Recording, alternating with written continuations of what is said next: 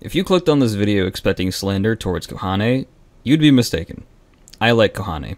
She looks like a hamster. Well, there you go, I answered the question. Kohane's a good unit leader. I think her role in the event stories is fascinating. Kohane starts off in the main story as a meek girl who, over time in the main story and events, discovers her natural talent for singing. Great! That's awesome! However, back in 2023 when I first read the VBS main story, she didn't really leave an impression on me. As a matter of fact, that was the case for a lot of people. Plenty of opinions slander Kohane and say that An or even Akito should be the unit leader instead.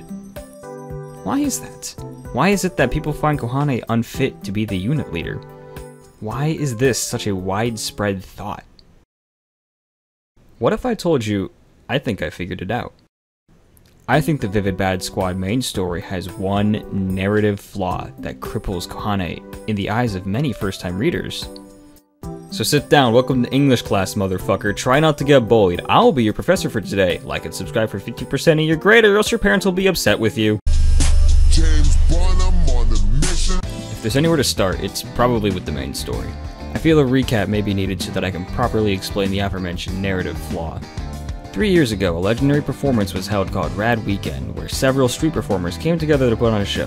What the fuck? Most notably, a group called Radder performed on stage, which blew the other performers out of the water. In the audience that night was one An Shiraishi, whose father was one of the lead performers of Radder. Inspired by the concert, An decides to make it her mission to one day surpass Rad Weekend and put on a show that becomes more memorable. Following me still?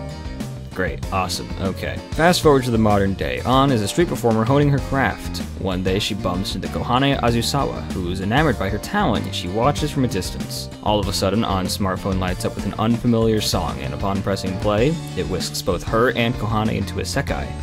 For the uninformed, a sekai is just a personal world created by your feelings.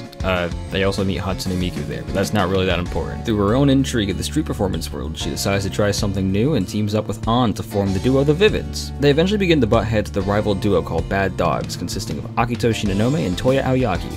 Akito hates half-hearted people, to which he initially judges Kohane for. Hijinks ensue. Toya is ashamed of himself, feeling like he isn't passionate about music as Akito is, so he wants to break up their little bromance. Akito joins the Sekai group chat and then makes up with Toya. They kiss a little. The Vivids and the Bad Dogs combine to become the Vivid Bad Squad, and the four move forward with their mission to surpass Rad Weekend. Okay, now that the recap is over, let me ask you something. Do you see what the issue is?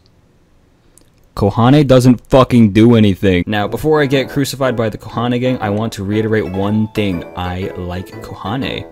I think she's great. I love her. I'm not discrediting Kohane. If you love her too, that's great, lovely, awesome. Me and you, we like her together. But at the end of the day, she doesn't really have much of an impact on the story. And I think that's because she is written to be the audience surrogate. She was written for the reader to insert themselves into to see this new world of street performers that the other cast of characters don't really get to see. But that doesn't change the fact she doesn't do anything. Sure, she grows as a character. She wants to prove to not only Akito but herself that she has what it takes to perform.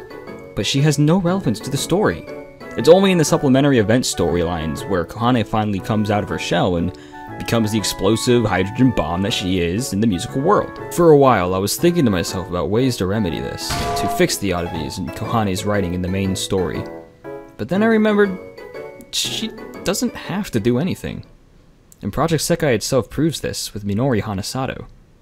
Let's turn the page of the More Jump storyline for a second, alright? I won't bore you with another recap, but it's vital to remember what kind of character Minori is and what kind of role she brings to the overall group. Because just like Kohane, Minori doesn't do much in her own story. Just like Kohane, she's also the audience surrogate, this time for introducing the idol industry to the player and what that does to up-and-coming idols. But for the most part, the story revolves around her groupmates' issues, that being between Haruka, Airi, and Shizuku. However, Minori in her own way inspires every one of them to keep moving forward with their dreams. From my own interpretation, Minori is probably the single most hopeful and optimistic character in the entire game. So what does this have to do with Kohane? I think Kohane could take a page out of Minori's book. Maybe not Jack Minori's whole thing being the embodiment of hope and all, but she could certainly inspire those around her, right?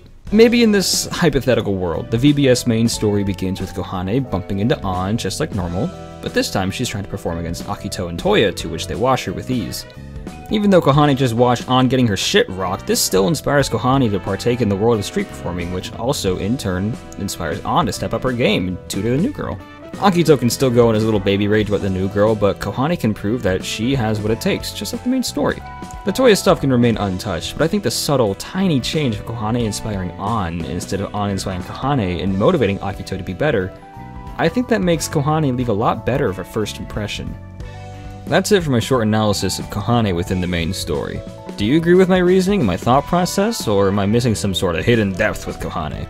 Could she truly be the secret driving force in everything in the main story? Probably not. Don't forget to leave a like and subscribe for more content. Be sure to send this to your resident Kohane fan so I can get in touch with the experts in that field.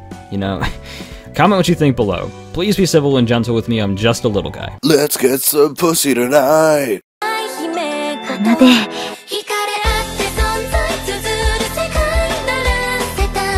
よくわからない